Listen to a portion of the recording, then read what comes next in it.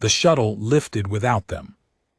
Nava Reyes pressed her face against the porthole and watched the Driven research post shrink below, the prefab buildings, the equipment yard, the open bay doors she had last seen her animals bolt through when the proximity alarms started screaming. She had been yelling their names as her father carried her up the boarding ramp. She was still yelling when the hatch sealed. Her father held her in the seat while the shuttle climbed. He did not tell her they were fine. He was an honest man, and he could not say something he did not know was true. Below them, the eastern continent of Driven IV opened into 240 kilometers of thermal crust badlands, a river system fed by subsurface volcanic drainage, and the high plateau shelf that separated the research post from the main settlement at Korath Base. The emergency evac had been triggered by a seismic event, a fault slip that had knocked out the post's power grid and threatened the structural integrity of the Eastern Research Wing. 11 people, 1 shuttle. 14 minutes from alarm to liftoff. 2 animals had not been on the shuttle. The automated post-evac scan that the Driven Transit Coordination Authority ran 40 minutes later found 2 thermal signatures in the intact western storage yard of the abandoned post. The officer who pulled the scan report was a Thurvian administrator named Vreth San. He was handling the facility close-out paperwork, inventory of equipment left behind, hazard status of the compromised Eastern Wing, timeline for the structural assessment team. He almost logged the 2 signatures as system ghosts. Then he checked the pre-evac personnel manifest and found an annotation under 1 Nava Reyes, age 9, colony dependent, 2 registered companion animals. Beagle male, 3 years, name Pip. Domestic short-hair Tabby male, 6 years, name Gray. He stared at the scan for a moment, then looked up the terrain profile between the abandoned research post and Korath Base. He sat with that for a while. The distance was 241 kilometers. The terrain was thermal crust badland for the first 90, a surface of hollow mineral plates over volcanic gas pockets, rated Class 3 unstable, marked no traverse on foot in any Thurvian survey index. Past that, the Driven River system ran through a canyon network with 3 viable crossing points, all of them currently elevated from the seismic runoff. Then 60 kilometers of open plateau. Then Korath Base. He filed the thermal signatures under unrecovered property and kept the file open. Nava found out the animals had not made the shuttle within an hour of landing at Korath Base. She had already known, or mostly known, in the way that children know things they are not ready to confirm. She sat in the medical bay while the colony physician checked her for exposure and said nothing. She did not cry until she was alone. Her father spoke with the relocation officer, then with the Transit Coordination Authority desk. The standard answer was the one he'd expected. The research post was structurally compromised. The terrain between here and there was Class 3 unstable. No recovery team could be dispatched for companion animals until the structural assessment cleared the site, minimum 3 weeks. He went back to the medical bay to tell Nava. She looked at him with the flat, settled expression she had sometimes, the one that was not acceptance so much as calculation. She asked him 2 questions. First, were they still alive when the shuttle lifted? He said yes, the scan showed that. Second, could they find their way here? He said he did not know. She nodded once slowly and turned her face toward the window that faced the eastern badlands. She did not say anything else.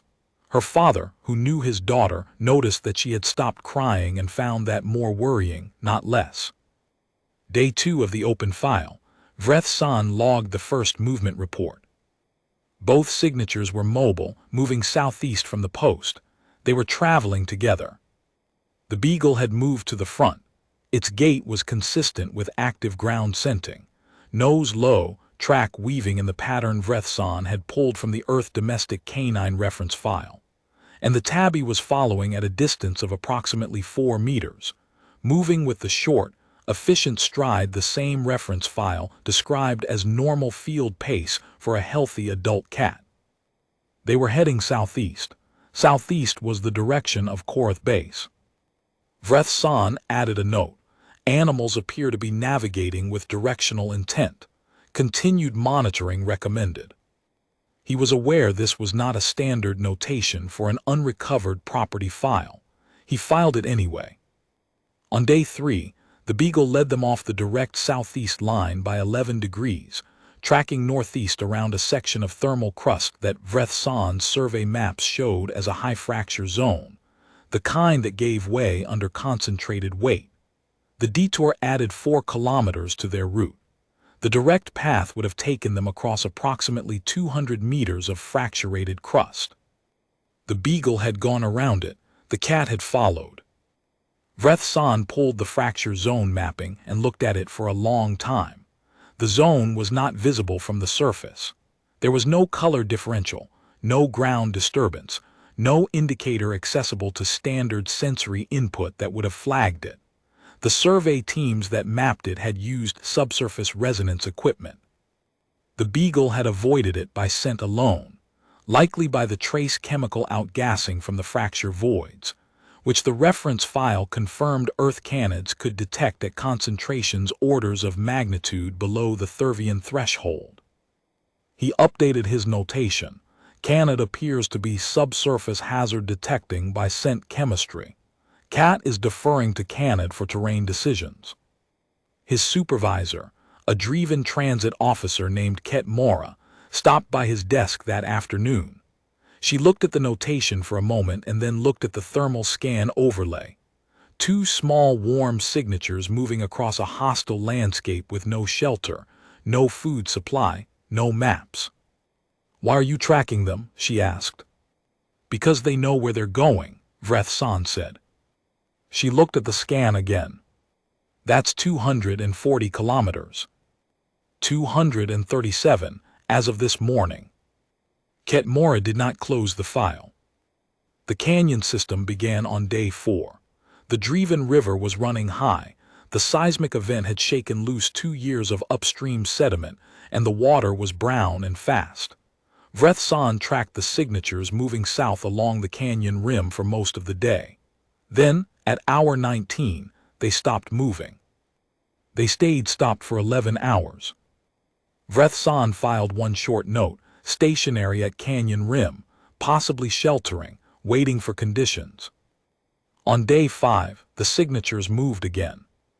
The Beagle had found a crossing point, a section of canyon where a rock fall had partially bridged the gap, leaving a debris shelf that dropped 12 meters to an eddy pool and then rose again on the far bank. Vreth San looked at the mapping of that crossing point, and then looked at the scan data showing the Beagle's weight signature moving across it in 7 minutes. The cat had taken 13 minutes to cross the same point. Its gait had been irregular across the debris section, hesitation patterns, rerouting, the particular stop-start motion of an animal that did not fully trust the surface but was going anyway. It had gone anyway.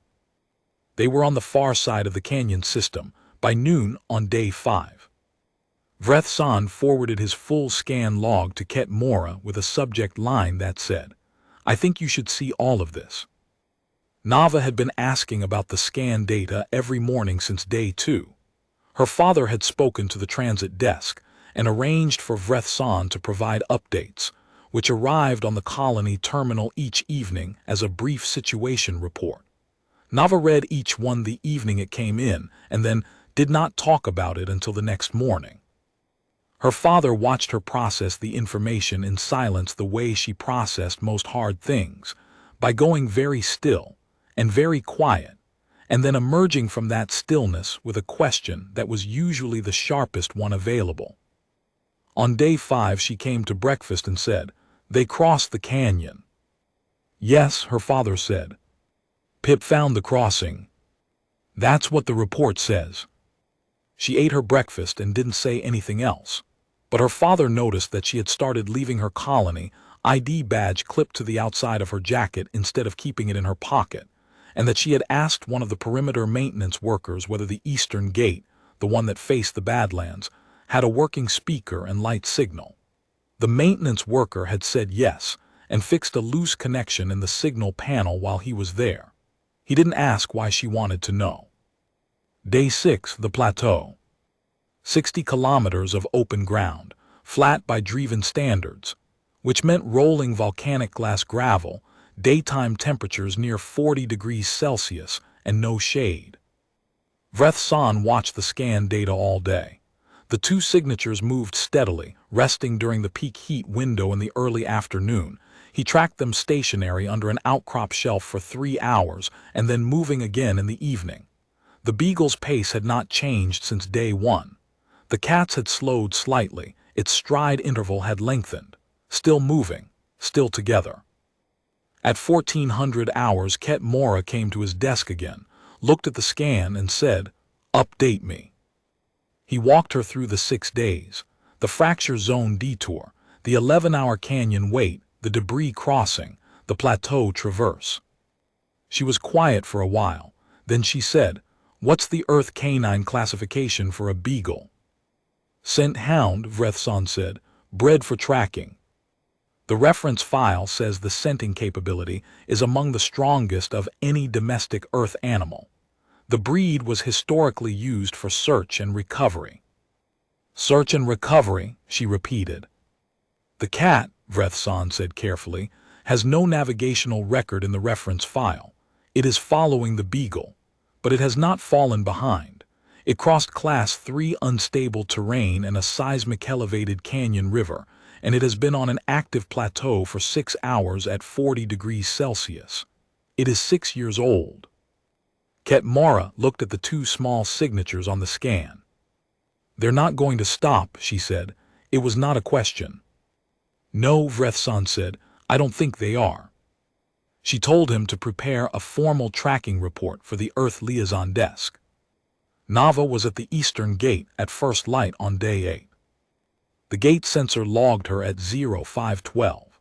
She had her colony badge on the outside of her jacket, and she was carrying the small signal emitter she had checked out from the colony equipment room the previous afternoon, a personal locator unit that broadcast on a frequency the Transit Authority scan systems could read. She had signed for it herself, in the careful handwriting she used for things that mattered. She sat down on the gravel embankment inside the gate and switched the emitter on and waited. Her father found her there 40 minutes later and sat down beside her without asking. He brought a second jacket and put it around her shoulders. They sat together in the pre-dawn dark and watched the badlands. The eastern horizon was starting to come pale and gray when they heard it. The Beagle's bark, one short, certain call, then another, then the irregular triple bark he used when he was close and coming fast. Nava was on her feet before the sound finished. She pushed the gate open and ran 3 steps into the badlands and then stopped, because they were already there, cresting the last gravel rise at the edge of the survey boundary. Pip came in low and fast, the way he ran when he had been looking for something and found it, ears flying. He hit Nava at knee height and she went down in the gravel laughing, and he was all motion, all noise, his whole body shaking with the kind of joy that does not have a category in any classification system. Gray came in after, slower, deliberate, with the particular unhurried dignity of a cat who has been through something significant and has decided to be calm about it now. He walked up to Nava, stepped over the Beagle's tail, pushed his head hard against her chin, and held it there. The dust in their coats was the gray-orange of the thermal crust. Their paws were worn. Pip had a small crusted scratch along his muzzle. Gray was thinner than he had been. Neither of them showed any sign of stopping. Nava's father stood at the gate and watched his 9-year-old daughter hold both animals in her arms in the pale early light, and he was quiet for a long time. 241 kilometers, he said finally. He wasn't talking to her. He wasn't really talking to anyone.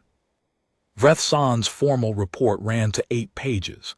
He had numbered the terrain events, the fracture zone detour, the canyon wait, the debris crossing, the plateau traverse, and annotated each with the reference data that contextualized what the animals had done.